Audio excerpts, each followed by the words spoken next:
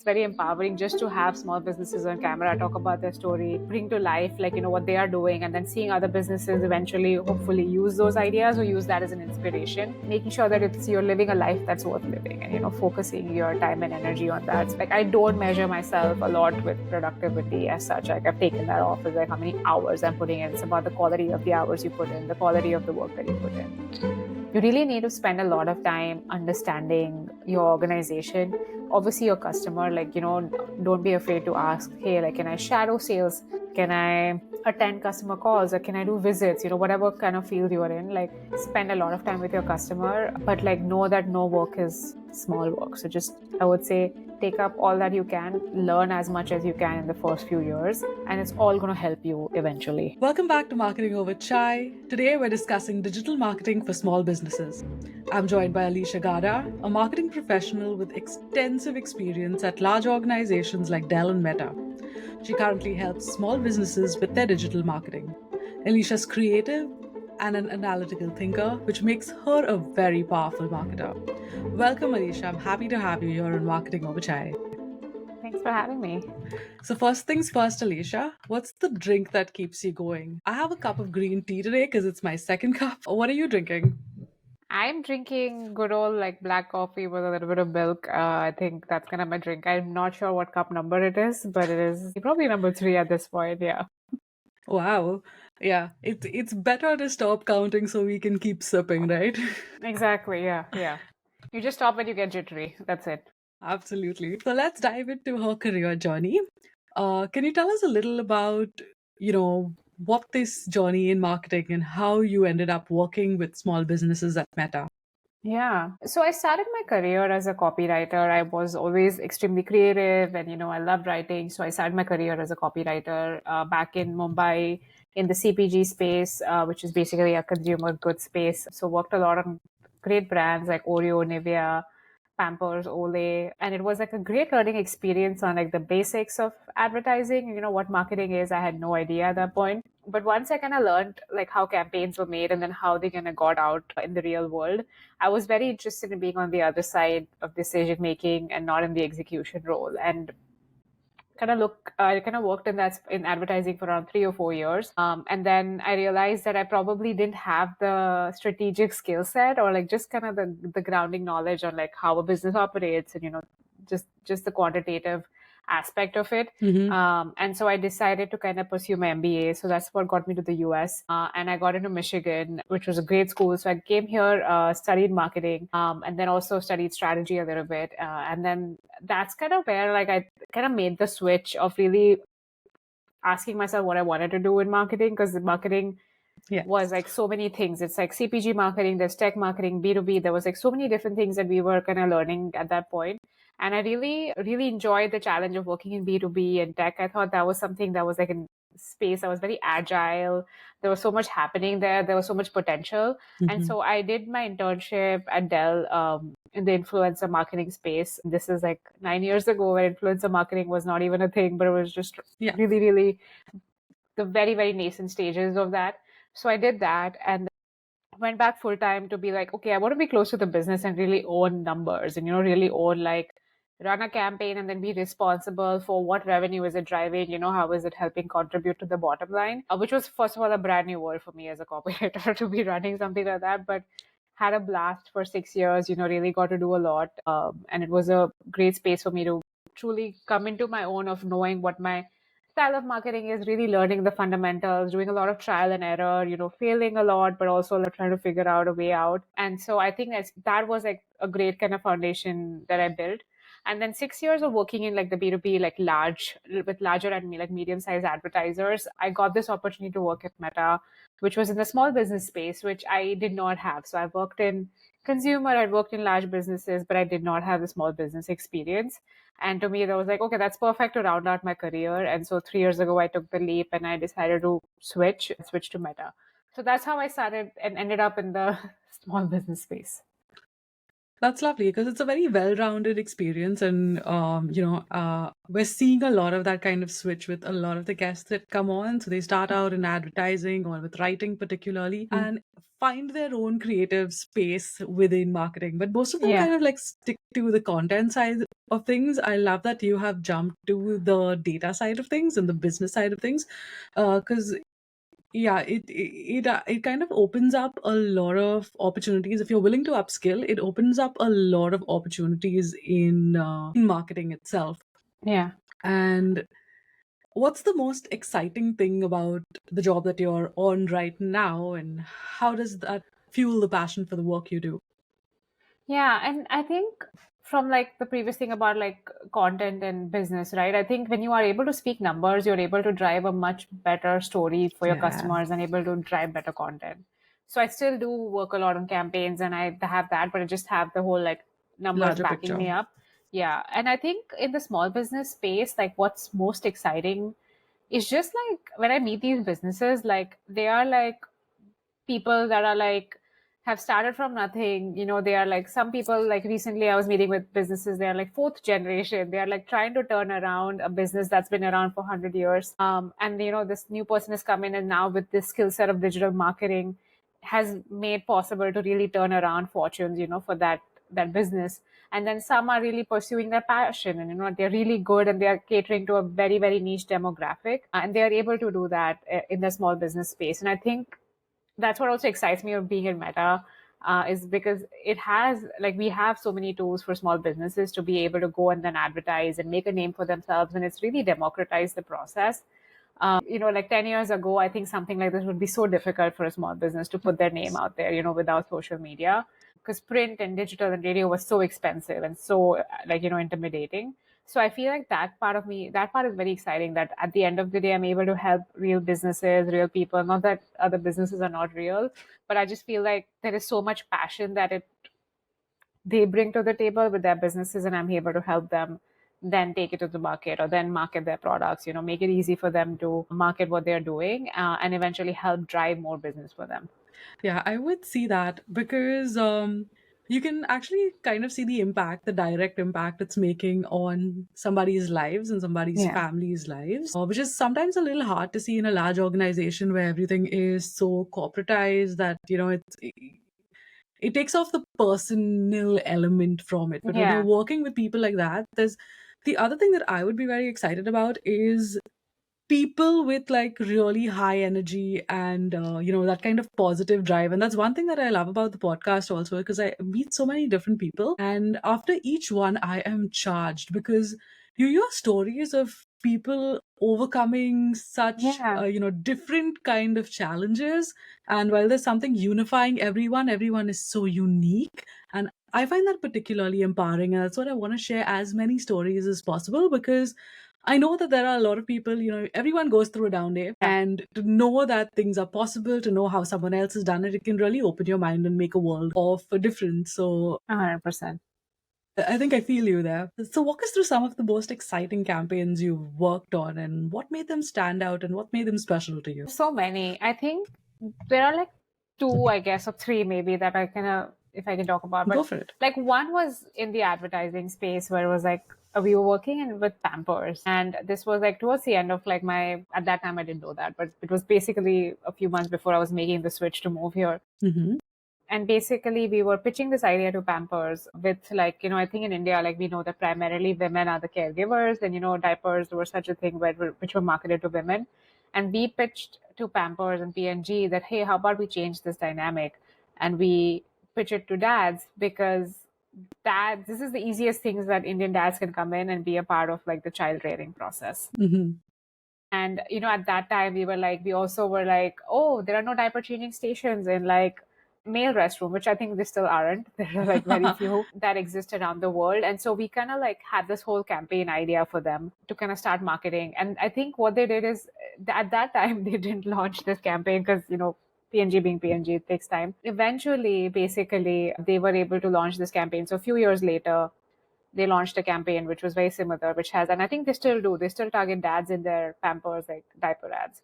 So I feel like that was something which was very exciting to kind of just put that pitch together and, present it to the clients and then eventually see it come to life, even though, I didn't get a chance to work on it directly. The other campaigns that I worked on were like at Dell, And then actually at Meta. So the Dell one was the one which is basically a full integrated campaign that we did, for their Latitude 9000 series laptop, which was very cutting edge at that time.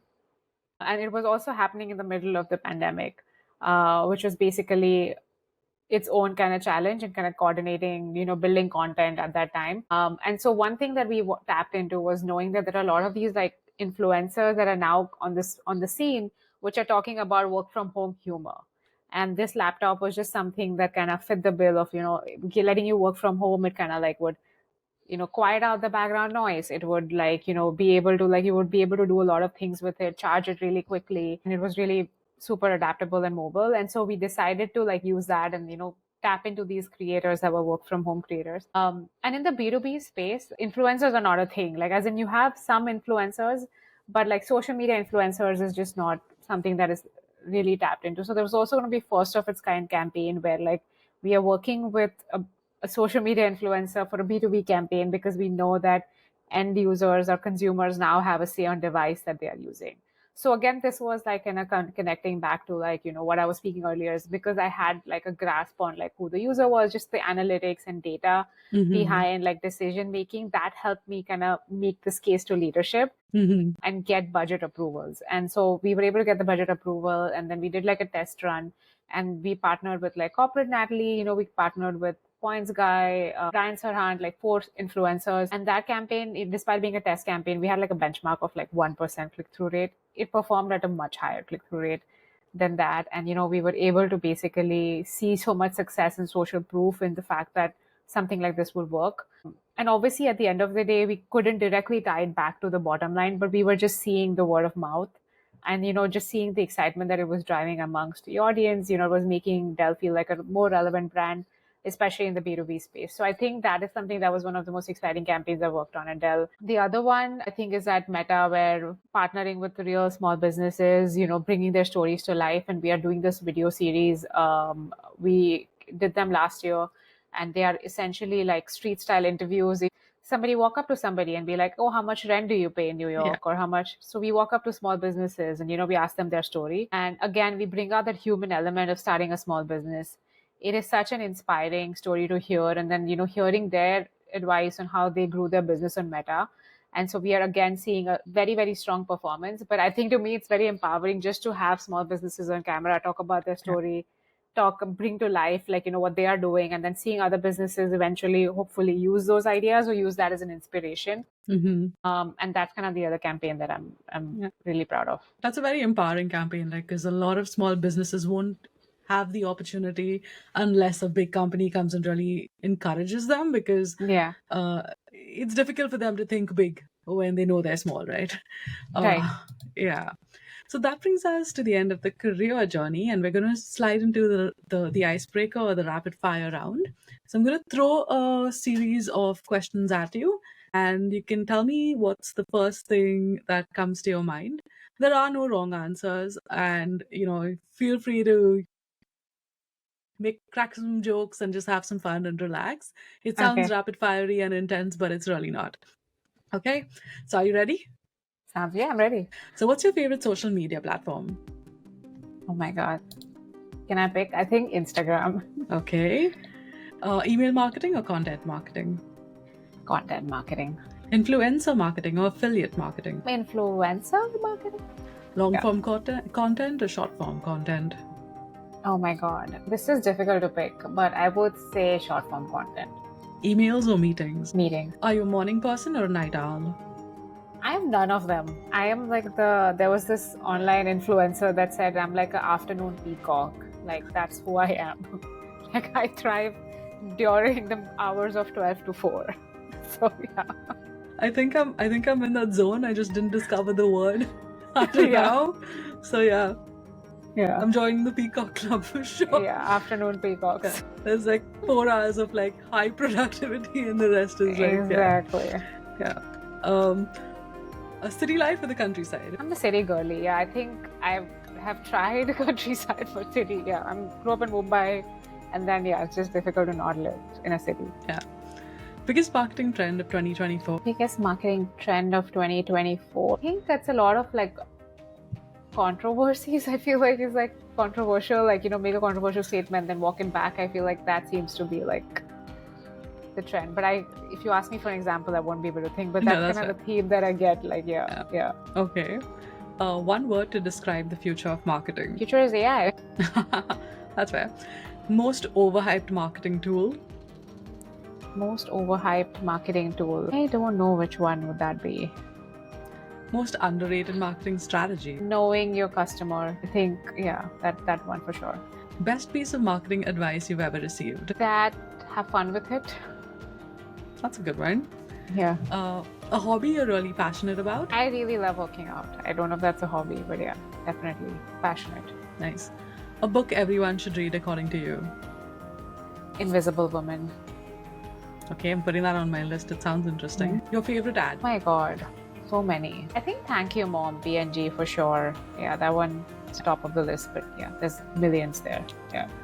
One skill every marketer should have. Market themselves. Yes. Your proudest professional achievement? Being employed. Oh my God. I'm just kidding.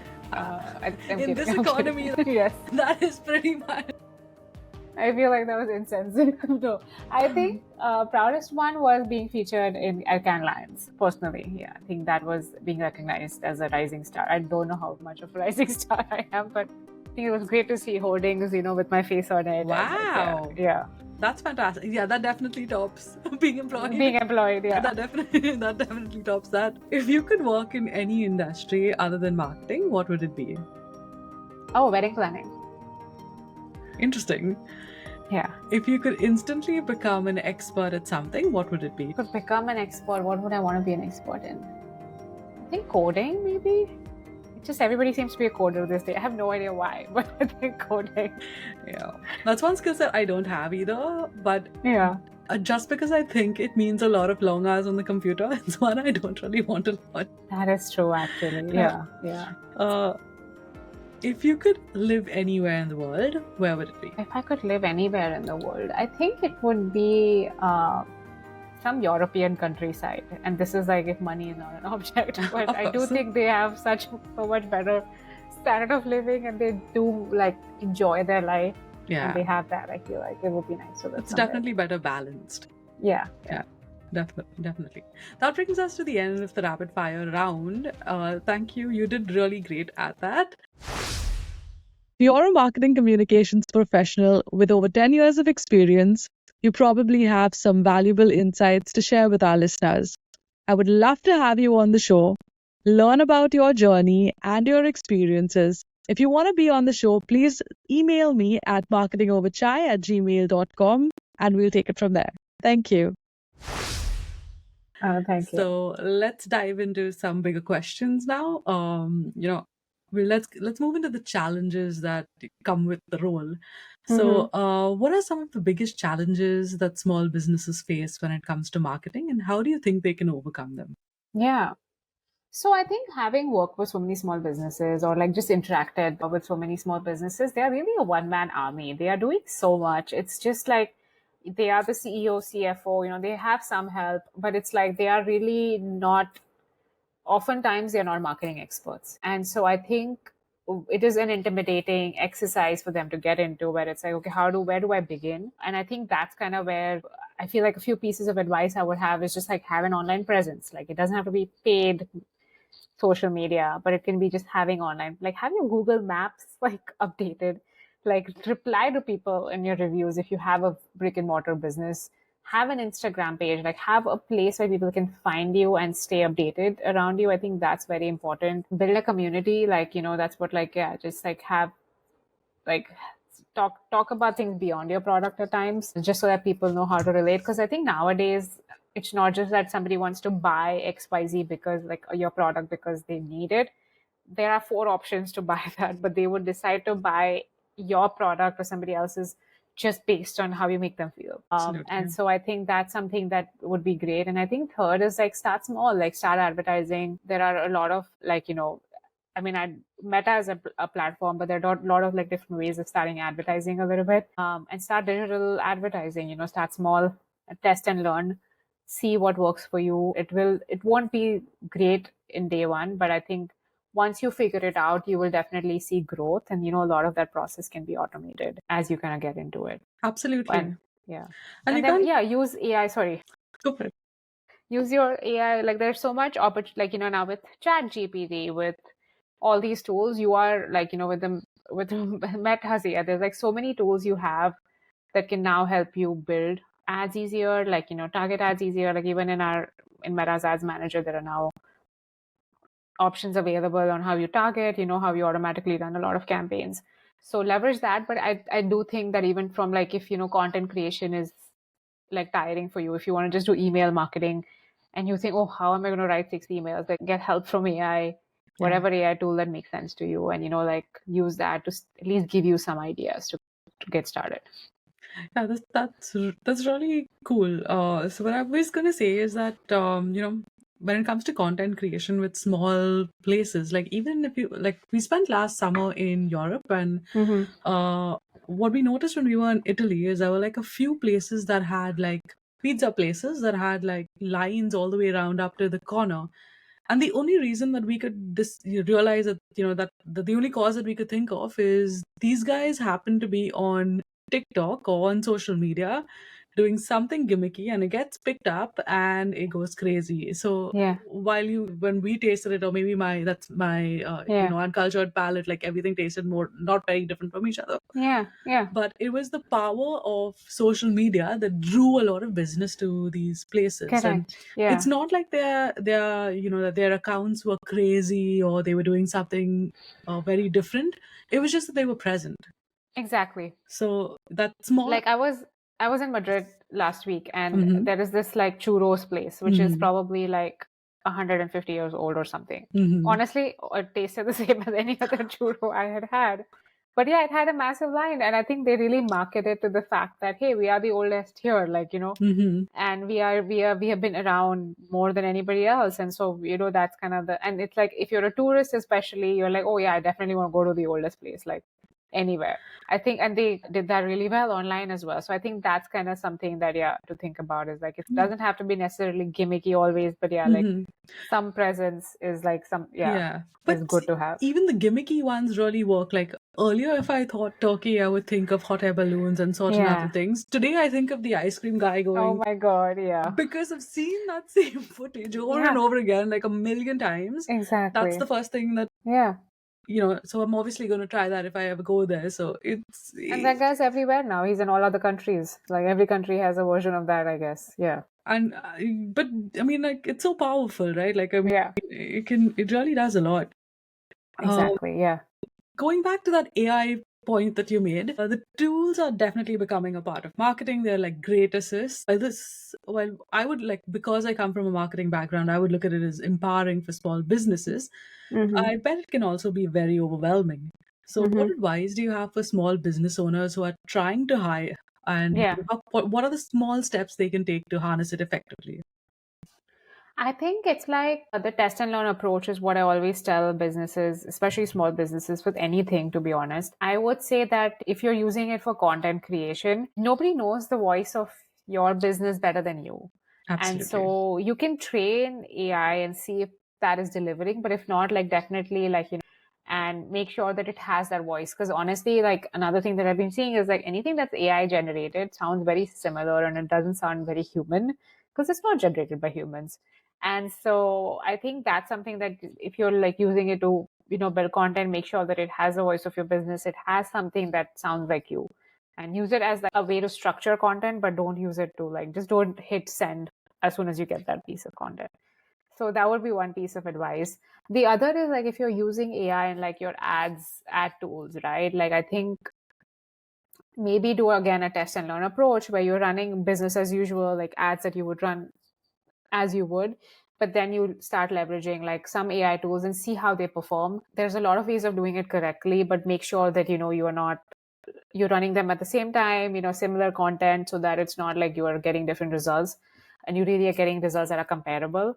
But you can always do that and see like, okay, you've ran this ad in a normal campaign that you would, but now you run this ad with AI. Has it performed better, not performed better? And then oftentimes it's like, why has it, like what we have seen historically is that ads using AI tools are performing better, but then maybe that's not the case for your business. And so I think it's really about you figuring it out. But if you want to save time as a small business, like you would have to, and I think, they already know this, is that you have to use and rely on these tools to give you that quick output. And so I would say that do that, just verify it, and then you're able to train these models to also actually give you the results that you want. So you're able to tell ChatGPT, if you're using ChatGPT, this is how you talk to your businesses, and and you see if it's able to replicate that. And if it is able to replicate that, then luckily you've outsourced that content creation part, or you've at least narrowed, reduced the time that it takes you to create a piece of email or any other comms that you're doing. Absolutely. It becomes an assistant that you don't really have to pay. So it is much easier as long as you hold the reins and as long as you realize you're the one in control and put that effort there. It's a great tool to use, but Correct. don't rely on it to a point where, you're not double checking everything that it's doing, because Exactly. that's where you will run into trouble for sure. Yeah. Let's move into the next segment, which is about the trends in the future state of the industry. So, what are some of the key trends you see shaping the future of marketing for small businesses? Are there any emerging tools and strategies you find particularly exciting? I think the community building aspect of it is definitely going to be big for small businesses and their ability to do that. Optimistic, like personally, I'm an optimist, and I feel like there's going to be more conversation around like climate change. There's going to be more conversation around like just how basically what this whole impact of like larger corporations is on like any habits that we have. And so there's a lot of I think we're getting a lot more conscious consumers in the future, but there's also we have millennials were a big part, but now Gen Z is going to come in, and then Gen Alpha, like all these people are going to come in, and they think and consume very differently than us. There were also consumers that have grown up using the internet. We were, I think, millennials, like we had a phase where we had to learn how to use the internet, and which was much later in our lives. And they have grown up with an AI assistant. They have grown up with like all of these things. And it's like thinking about that in the future and seeing how that changes, I think is something small businesses, and I feel like small businesses are somebody that really have a pulse on their consumer, but I feel like that's going to be interesting to see in the future as to how that changes. And it could also mean for a lot of small businesses, the things that you offer are probably not relevant anymore, but it could certainly be for some businesses, it means that your product that you offer is more relevant than ever. So I think taking a stock of that is going to be very interesting. But the other thing is also how you market is going to change a little bit. It's like these people, where are they going to spend most of their time on? Like, is it social media? What kind of platforms are they spending time on? And then you technically want to have a presence there. And if you are even a millennial small business owner, forget baby boomers, you will struggle on a lot of these platforms. And so I think the tools that I really have or what I would say is like get yourself more start using these, getting yourself familiarized with like all of these different platforms that exist, and get to know your consumer. Again, and it goes back to the basics of really getting to know your consumer, but this is like thinking ahead a little bit and seeing that, okay, this is how your future consumer is going to look like maybe. And what can you do and what systems can you set in place to make sure that your marketing is able to adapt to that. At one point, I actually wanted to have like this reverse mentorship program for myself where I actually connect with people from Gen Alpha and Gen Z just to understand how they would see things, how they see things differently, and what I can learn from them, because they have so much to offer as well. But the society we live in just assumes that knowledge comes with age. Correct. There's definitely, at least at this stage today, there's definitely a whole space of things that I have not exposed myself to because I'm lazy, but I need to connect with Gen Z to really figure out. And that's like, because I need to do that, because like 10 years from now, that is what I'm going to have to use as my primary tools that is going to be my primary audience. So and they maybe don't believe in Facebook messages, or like or they don't believe in, maybe they are like, oh yeah, like we don't listen to radio, right? Like maybe they have started listening to radio a lot more. Like I think who would have thought that, I feel like radio ads are really just like ads that show up before podcasts now, like with Spotify and this is like, so I feel like there is a lot, or oftentimes like the way they interact with the world is very different. And I have like two nieces who are teenagers right now, and then friends kids who are like, so that's kind of like my research group or focus group that I do. But it's like, yeah, they are like super like, and they also have spent a lot of their adolescence in the pandemic. They spent 3 years in that. Yeah. So it just makes it very interesting because their social interactions are very different. And so the way they interact with ads, and they have learned to skip ads since they were like Kids. 6 months or 1 year old. So what does that mean if you're putting a YouTube ad, like, and I do think influencer marketing and like that's going to be probably a bigger thing with these voices. And so I think that's going to be very interesting. And then I feel like with AI, you will be able to now actually build videos that, like you're already seeing some of that, but maybe in the future create content, like video content through AI. Absolutely. And so it's like now everybody's going to have ads running. And so it's going to be very competitive. I do see that. But I think the person who probably is going to win is the person who knows their audience really well. Absolutely. Knowledge is power at the end of the day. Yeah. There's been a visible shift to be more inclusive and to create strategies around diversity and inclusion. What are some of the techniques you see, or what are some of the techniques you use to encourage diversity in your marketing campaigns?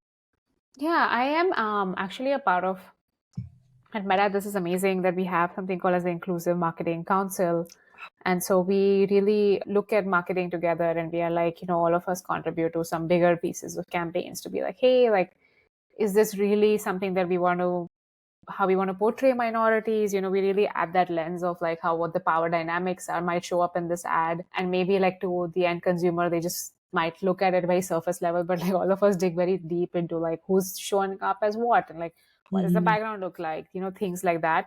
And to make sure that we are authentically portraying people, but at the same time subverting a lot of stereotypes. So that's something I'm a part of that I really enjoy doing. And I think through that process, I've learned a lot in terms of looking at my marketing and being like, okay, am I showing a lot of diversity in my campaigns? Am I like showing situations? Because sometimes, like you have worked in marketing for a long time, and there's like a certain visual style that we get married to of like family looks a certain way, right? Like, a person in like looks a certain way, and you realize that a lot of that is propagating a lot of stereotypes, and so it's like, so I think oftentimes through that process, I've learned now to look back at my marketing and see that, okay, the visuals should reflect, diversity. It should, but also make sure that people are shown correctly, and that we are not, and that we are showing people with all abilities. We are showing people with all body types. And those things are something that I always ask marketers to make sure that they are doing.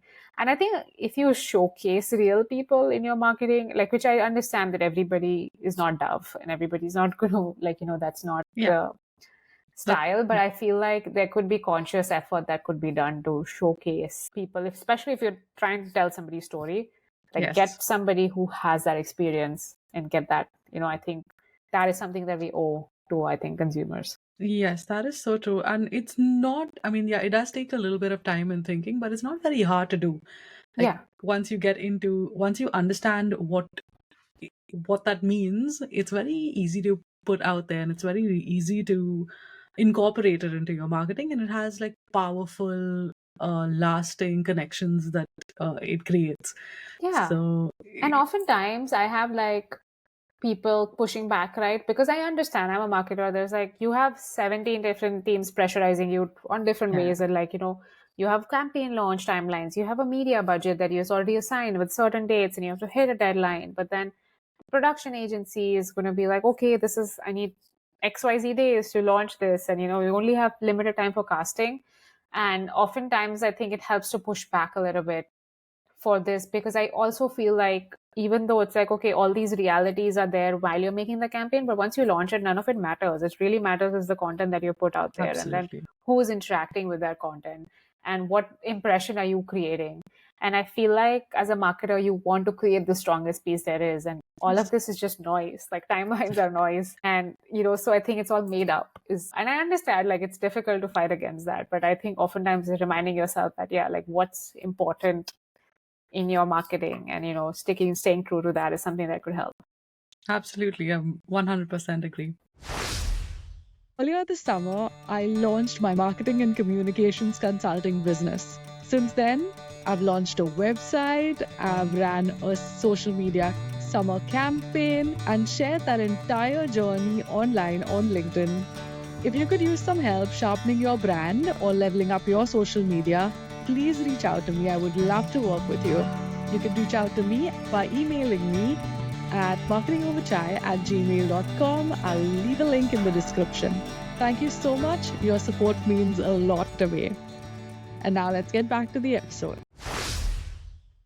Yeah. That brings us to the next part, which is about work-life balance and your personal insights. And you've mentioned about fitness being something very important to you. But before we dive deeper into that, like, how do you manage your work-life balance? What seems a very demanding field as well as a role. Yeah. Especially, it's a fast-paced field. Marketing is a fast-paced field, and you're working at a very large company at Meta, so I'm sure there are pressures. So how do you balance that? So I think like I have to like travel a lot and there are long hours at times. I think my work-life balance is a little bit cyclical where it's like certain times of the year are quieter than the other times. Mm-hmm. And I'm okay with that. Like I enjoy working and I have a lot of paid time off and I'm able to take that when I want to take that. Mm-hmm. So I do I do like to get ahead of like planning my months out where I'm like, okay, this is what I'm doing for the next 3 months. And then these are the campaign milestones that I need to meet. And so like, let's move things around if they need to be moved around. The other thing that I also do with my prioritization is really like what is super important and what is okay. Because oftentimes I feel like as women, we want to like do it all and we want to make sure that, like the 16 things on our to-do list needs to be checked off, which is great if you're able to do that. But I found myself like putting a lot of undue pressure on myself for no reason. And I was like, okay, this is the most important 3 things that need to happen today. Let's do that. And then anything else that happens is great and bonus. And it's like I'm able to put more focused time around a lot of things, but I'm also able to then create a lot of breathing space for myself too, because I think that's another thing that as marketers we need is just time to breathe and think. Yes. And like, be outside away from our desk sometimes so that we can come back to the desk with creative ideas. Oh, yes. And so I think building that time into my calendar, making sure I have time to decompress has been super helpful. But yes, there are times where it's just go, go, go. And then there is time. So I think it's like I make sure that I like lay out my months, try my best to, have enough time built in so that I'm able to deliver on times. And oftentimes just there's once in a blue moon, or not once in a blue moon, but like often you will have like clients that are appearing and then you have to work late a little bit, which is fine. Mm-hmm. I do that. But then I focus on the 80% of my time, which is like, 80% of my time I'm like doing the hours that I need to do. I have enough time to decompress. Mm-hmm. And then I also make sure, please take your time off. Yes. That is, I think I was surprised to see that a lot of people don't do that, but I do make sure that I'm taking my time off, whatever's assigned to me, it could also, like if you're able to travel, do that. But if not, just like relax and do nothing. And it's okay to do nothing. Yeah.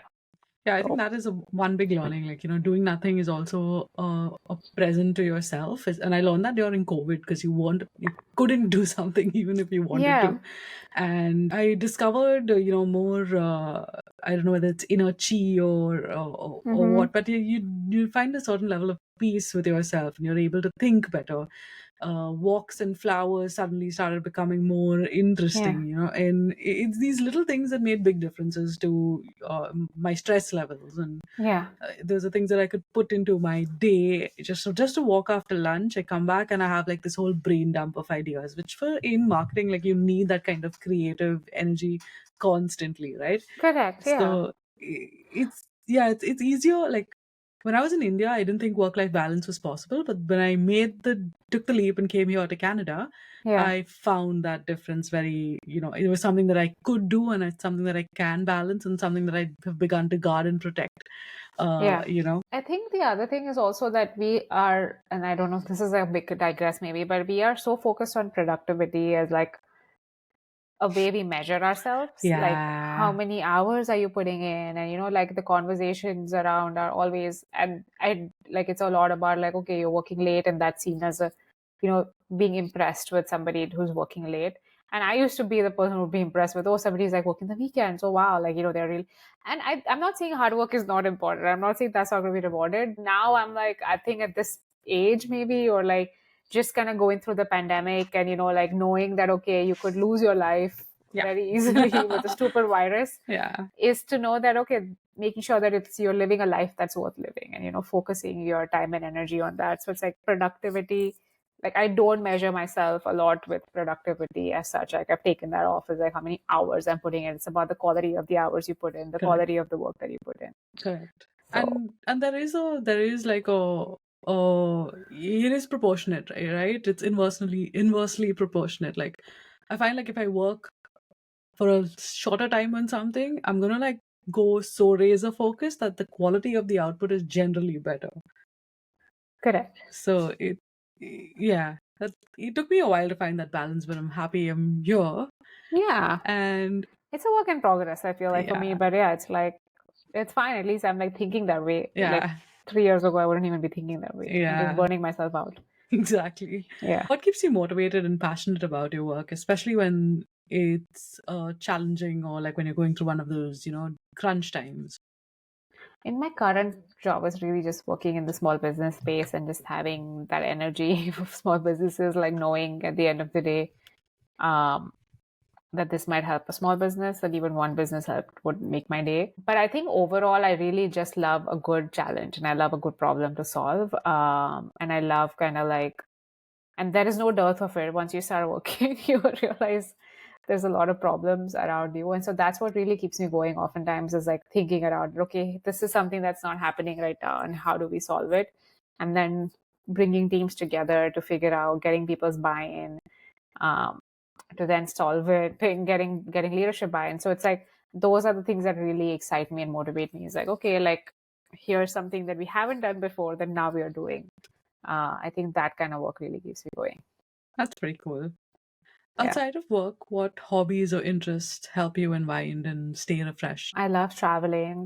My husband and I, we travel a lot every year, thankfully. And, it's like, obviously it's very privileged to do that, but we do love like, exploring different cultures. But it's also just like, I think in the last few years, we have like explored so much of the US and just like being in nature and like, falling in love with that. So I know I'm a city girl, but I think I do like national parks here, which are like amazing. And I think being able to visit them and just study and learn about that keeps me very interested. And as a result, I've like been a little bit interested in geology and just like how Earth was formed and how are these national parks formed and, things like that. So that is something that I'm interested in. I also love history. And so oftentimes I'd be like, okay, and this is again a result of just travel, right? Like I've been understanding the US history a little bit and then like how different kingdoms invaded. And then I was able to visit Spain and I realized, okay, like one of the Spanish colonies was like, like just kind of like, I think history has been very interesting to me as well. And like just hearing people's stories. And especially there's been like some badass women throughout history and, learning a little bit about them and how, especially in those times, they were like defying all the norms and doing all these cool things. And so that part is very interesting to me. And then, of course, fitness is the other one that I really like. I think over the pandemic, really realized the value of health and like what it means to be healthy and, just like how I need to like treat my body. I sound like a fitness influencer, but treat my body the right way. And I think that is something that I've also been focusing a lot on, just like lifting weights, running, just challenging myself. And then the other thing that it teaches me is also like things that I would think very hard, right? Like, oh, I would never be able to do something like that. I'm able to do that. And that just helps me put that in perspective across different parts of my life where I'm like, oh, I can do hard things. Like, it's like telling me that every time I go work out. And so that's something that I also really enjoy, is like, making that a part of my schedule. Yeah, that's something that I've struggled with. So I had gotten really into a rhythm and then there was change and then I was like hard to redo that. So yeah, but that's something on my list for October. I'm gonna take that Awesome. on and keep trying until you get it right? Exactly. Yeah. What advice would you have to give aspiring marketers who are looking to break into the field or work with small businesses? I think I would say that like really have a grasp on, and this is like me broken record, know your customers. But like, I think know your customers, but I would also say, I think maybe I'm going to change my advice a little bit. And it's like, learn how to market yourself if you are really trying to also work with small businesses, right? Like, what are they looking for? And I think obviously like your marketing of yourself should help address a lot of those answers. Like, are they like, do they really care about your fancy degree, or no, they care about the results that you drive, is my guess. And so like, talk to that, and work pro bono maybe, so that you have some portfolio of work built up. If you're able to work pro bono, I mean, if you're not able to work, that's totally fine. And I would say never be afraid to charge money for your work. But I would say build a lot of like portfolio work, and then it's like no work is bad work. Like, whatever marketing you're able to do, like, you would want to work on cool, sexy projects. And this is for anybody even entering corporate world, is like, a lot of the first few years of marketing are learning a lot of basics of how things happen and how your organization functions. And that is very important when you want to push a market campaign out, because you need to know who's like the decision maker. You need to know who's like, going to help you influence, or who's going to help you basically, who's going to sponsor this, campaign for you. You really need to spend a lot of time understanding your organization, obviously your customer. Like, don't be afraid to ask, hey, like, can I shadow sales? Can I attend customer calls, or can I do visits? Whatever kind of field you are in, like, spend a lot of time with your customer, but like, know that no work is small work. So just, I would say, take up all that you can, learn as much as you can in the first few years, and it's all going to help you eventually. That's some real beautiful pearls of wisdom, and yeah, quite inspiring, Elisha. Oh, thanks. So I'm going to give you the last minute to talk about, it can be more than a minute, to talk about what you do and something that's close to your heart. So one thing is definitely, I think, like the inclusivity in marketing piece that I spoke about is like, that's something very close to my heart. And like the book that I was talking about that I read, and it's really a reckoning that I have, is like, the world really isn't designed for women. And it's basically, there are like so many aspects of it that you see that are like, designed with like, because there was like because we live in patriarchy. And I understand that it's difficult to maybe change that overnight, and like, but I feel like I do spend a lot of time thinking about how things could be different if women had the equal agency and power. But I think that also shows up in like, in your marketing. And so like, a lot of times women are shown as like primary caregivers, women are shown as all of that. And I do think like oftentimes like marketing has a lot more power in like changing some of the dynamic. And we try to do that with the Pampers campaign that I was talking about. But I do think world over, like, yeah, I want marketers to kind of really take a step back. And then also, I understand marketing is a reflection of what the society is, but oftentimes marketing also has the power to kind of push the envelope a little bit and change the way people pursue things, and give a voice to people that are also a part of society that just ignored. So I think that's kind of the other thing also that I'm very passionate about. So those two things. And then third is fitness and running. I know it's like complete detour from what I was talking about, but no, it's a passion. I think, yeah, that's another passion of mine, is just like pushing yourself, physically a little bit, and learning how much you can do, and, like not being afraid. And like, especially I think like, being like, I was plus size by life a little bit. And I was afraid to go to the gym because I think, oh, it's like, how am I going to look working out? And I'm like, nobody cares how you look working out. I think you have like it. So I think that's the other thing that the reason I post online every time I work out is I look sweaty, I look horrible, I look whatever, but I'm like, I'm working out and I'm here working out, so that I hope that somebody sees this and feels like, okay, yes, let me go work out. And I go for hikes, and I'm horrible at all of those things, but I'm still doing it because, hey, like, it's just like, we deserve to own these spaces too. Hell yeah. And so that's kind of the other thing that I am also very passionate about. Yeah. So do you share your hikes and stuff on Instagram, yes. Facebook? On Instagram, very, very active at Elisha Gada. So, okay.